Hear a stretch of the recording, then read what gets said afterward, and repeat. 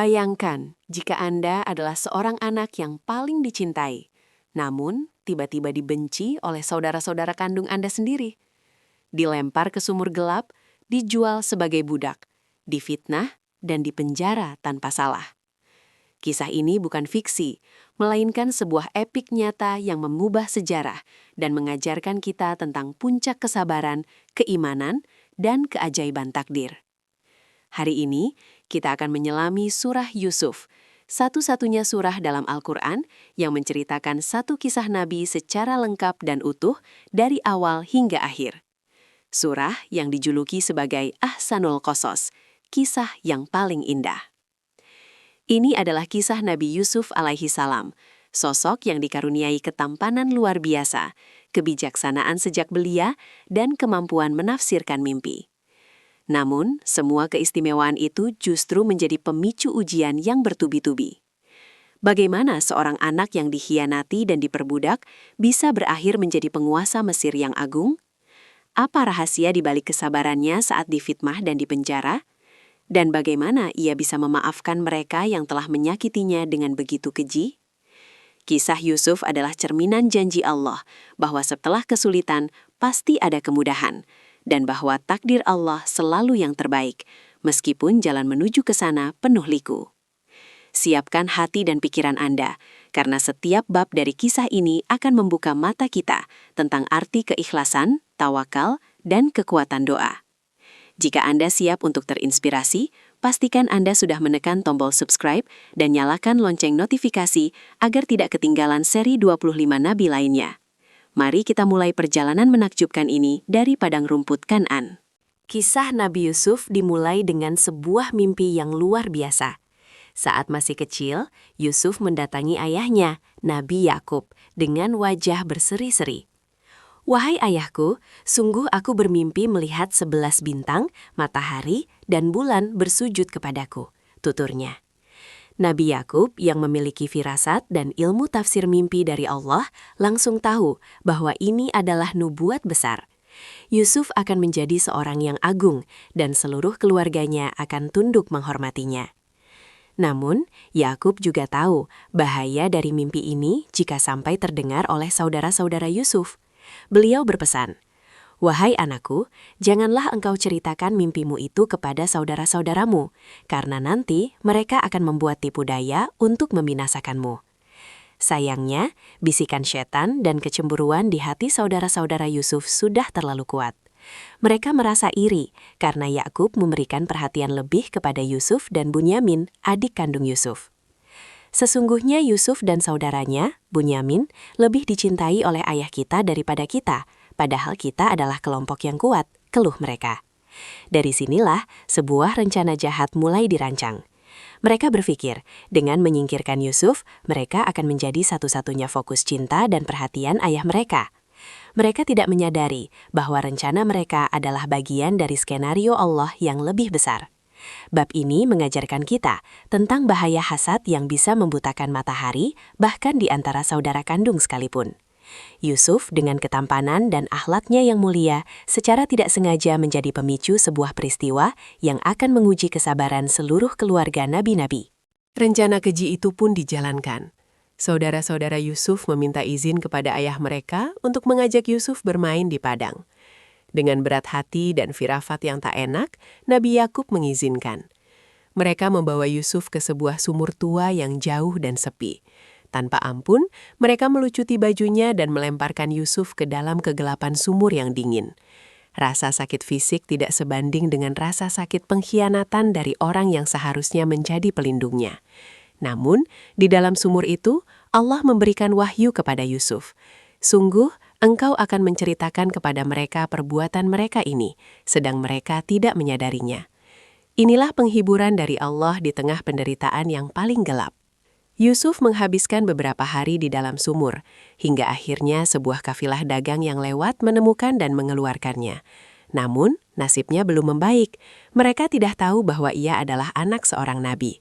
Mereka melihatnya sebagai budak yang tampan dan menjualnya dengan harga murah di pasar Mesir. Yusuf kecil yang tadinya hidup dalam dekapan hangat ayahnya, kini menjadi barang dagangan, dipisahkan dari keluarga dan tanah kelahirannya. Dia dibeli oleh Al-Aziz, seorang pejabat tinggi Mesir, yang membawanya pulang ke istananya. Istri Al-Aziz, Zulaikha, melihat Yusuf bukan hanya sebagai budak, melainkan sebagai anugerah yang luar biasa. Di bab ini, kita melihat bagaimana takdir Allah bekerja dalam setiap langkah.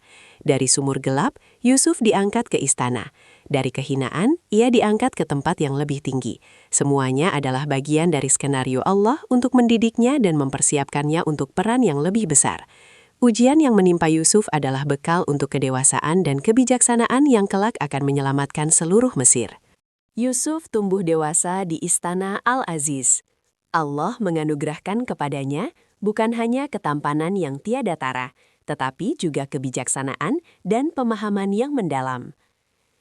Namun kecantikan fisik dan akhlak mulia Yusuf justru menjadi ujian baginya. Zulaikha, istri Al-Aziz, yang melihat kemuliaan Yusuf tidak bisa mengendalikan nafsunya. Ia berusaha merayu Yusuf, bahkan menutup semua pintu kamar agar tidak ada yang bisa melihat. "Marilah ke sini," ajaknya. Namun Yusuf menolak dengan tegas. "Aku berlindung kepada Allah. Sungguh, tuanku, Al-Aziz, telah memperlakukanku dengan baik. Sesungguhnya orang-orang yang zolim itu tidak akan beruntung," jawab Yusuf. Dalam keputusasaan, Zulaikha menarik baju Yusuf dari belakang hingga robek. Saat itu juga Al-Aziz tiba di depan pintu. Zulaikha segera membalikkan fakta dan menuduh Yusuf ingin berbuat jahat kepadanya. Allah tidak akan membiarkan kebatilan menang. Seorang saksi dari keluarga Zulaikha bersaksi, jika baju gamisnya koyak di bagian depan, maka dia, Zulaikha, benar, dan dia, Yusuf, termasuk orang-orang yang dusta. Dan jika baju gamisnya koyak di bagian belakang, maka dia, Zulaikha, dusta, dan dia, Yusuf, termasuk orang-orang yang benar. Ternyata baju Yusuf robek di bagian belakang. Yusuf pun terbukti tidak bersalah. Namun untuk menutupi aib keluarga dan meredakan desas-desus di kota, Al-Aziz memilih untuk memenjarakan Yusuf. Penjara. Setelah sumur dan perbudakan, kini Yusuf harus menghadapi dinding dingin penjara. Bab ini menunjukkan keteguhan iman Yusuf dalam menghadapi godaan dan fitnah, serta bagaimana Allah selalu membela hambanya yang ikhlas. Di dalam penjara, Yusuf tidak berputus asa. Ia justru menjadi teladan bagi para tahanan lainnya. Ia berdakwah, menyeru kepada tauhid, dan dengan izin Allah, ia mampu menafsirkan mimpi. 2 orang pemuda tahanan datang kepadanya. Salah satunya bermimpi memeras anggur, yang berarti ia akan menjadi pelayan raja, dan yang lainnya bermimpi membawa roti di atas kepalanya, lalu dimakan burung, yang berarti ia akan dihukum mati. Yusuf menafsirkan mimpi mereka dengan tepat dan berpesan kepada pemuda yang akan selamat, "Sebutkanlah namaku kepada tuanmu, Raja." Namun, setan membuat pemuda itu lupa, sehingga Yusuf harus mendekam lebih lama di dalam penjara. Beberapa tahun kemudian, Raja Mesir bermimpi aneh, melihat 7 sapi betina gemuk dimakan oleh 7 sapi betina kurus, serta 7 tangkai gandum hijau dan 7 tangkai lainnya kering. Tidak ada penafsir mimpi di istana yang bisa menjelaskan makna mimpi itu. Barulah si pelayan teringat Yusuf di penjara. Ia segera menemui Yusuf. Dengan tenang, Yusuf menafsirkan mimpi itu. "Kalian akan menanam selama 7 tahun berturut-turut. Kemudian apa yang kalian panen, hendaklah kalian biarkan pada tangkainya, kecuali sedikit untuk kalian makan. Kemudian setelah itu akan datang 7 tahun yang sangat sulit, yang menghabiskan apa yang kalian simpan untuk menghadapinya, kecuali sedikit dari apa yang kalian simpan.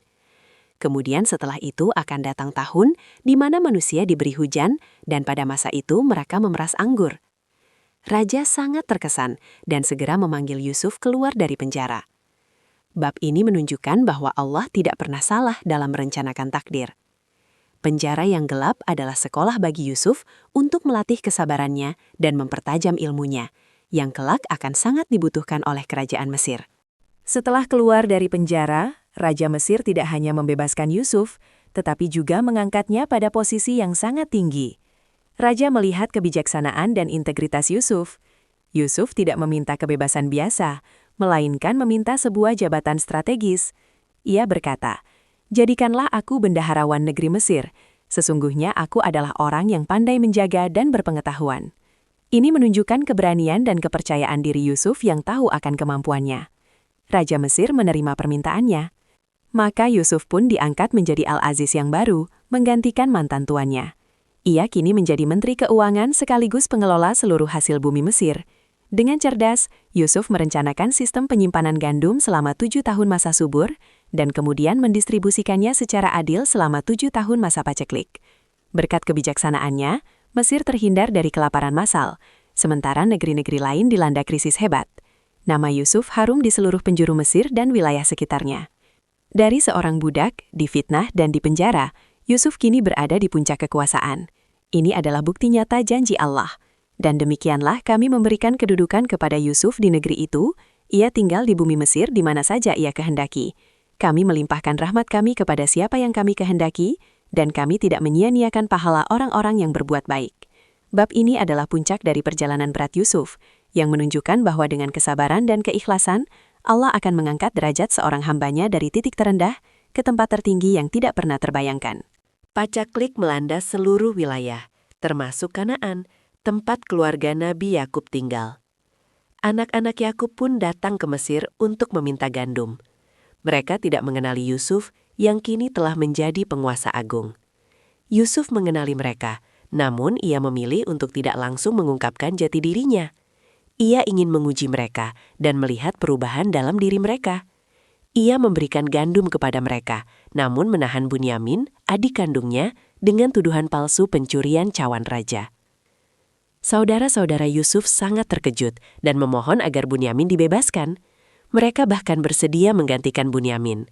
Ini menunjukkan bahwa mereka telah banyak berubah. Ketika kesedihan Yakub atas Bunyamin semakin mendalam, seperti yang kita bahas di kisah Nabi Yakub sebelumnya, Yusuf akhirnya tidak bisa lagi menahan diri. Apakah kalian tahu apa yang telah kalian lakukan terhadap Yusuf dan adiknya ketika kalian masih bodoh? Tanyanya. Mereka terkejut dan berkata, apakah benar engkau Yusuf? Yusuf menjawab, akulah Yusuf dan ini adikku. Momen ini adalah klimaks emosional dari kisah ini.